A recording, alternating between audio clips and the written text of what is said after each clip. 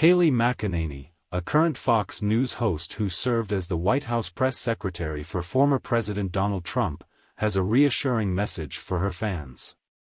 Her book, Serenity in the Storm, Living Through Chaos by Leaning on Christ, offers details about her life and how she deals with the pressures. On Tuesday, she completed the audiobook recording and shared an update with fans. I talk about the chaos we live in and how Christ is at work even amid the chaos. I take us through the fall of Afghanistan, but then I talk about how the underground church is on the rise, and it's growing, and it's prospering, she said in a video shared on Twitter, where she also said she spoke about why God allows pain and suffering. She also said that she looked at academics who started as skeptics but came around to the truth, that Jesus Christ is the Savior of mankind. They all started out as skeptics. Some set out to disprove Christ, and in doing so they came to the realization that Jesus Christ is the Savior, she said. Last week, McEnany has made her return to the program Outnumbered after being absent for weeks. McEnany has been away from the show following the birth of her second child. I'm so excited to return to Outnumbered tomorrow at 12 p.m. Eastern Time with Harris Faulkner and Emily Compagno. Blake and Nash are ready to watch their mommy, she wrote. In her return appearance, McEnany tore into President Joe Biden for his weak foreign policy with Russia and China. Here is the problem with that. The only time I see President Biden get tough is when he goes against the MAGA crowd and other Americans. North Korea fired off ICBMs over the weekend. No one talks about it. I do believe if President Trump was in office it would be a kind of news story we would hear more about. What is happening in Iran?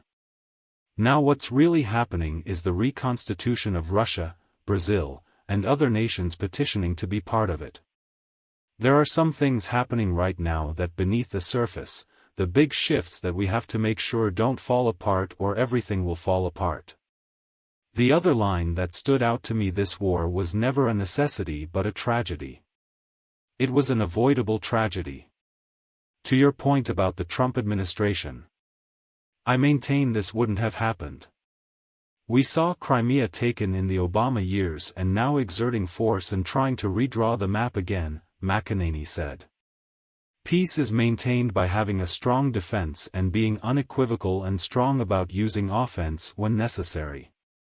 Peace is maintained by not capitulating to the enemies, and why under your prior boss's administration we saw no invasions. There were no dips into the southern airspace and global humiliation, which is what is occurring now. President Biden said the defense of freedom is not a day's work. It takes many. He is right. We've seen it be totally eroded under his lack of leadership.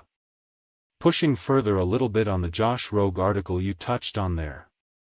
He makes the point it is so obvious, as China maintained on that Munich stage that the world was watching, that we chased them around and demanded an apology and they gave none, she added. In January, the former Trump administration press secretary announced she had written a book, Serenity in the Storm, Living Through Chaos by Leaning on Christ.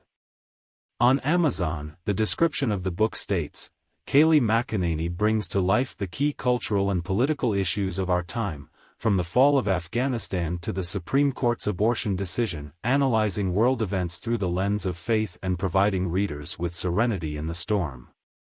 Our world, without question, is experiencing aberrational times. The ravages and life-altering realities of COVID-19 that I worked through as White House press secretary were just the start of it. What followed was a series of history-defining events.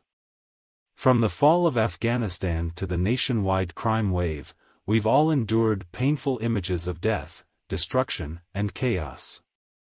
McEnany's meteoric rise to cable news stardom continued before she left to have her baby, as her Outnumbered program on Fox News drew even more viewers.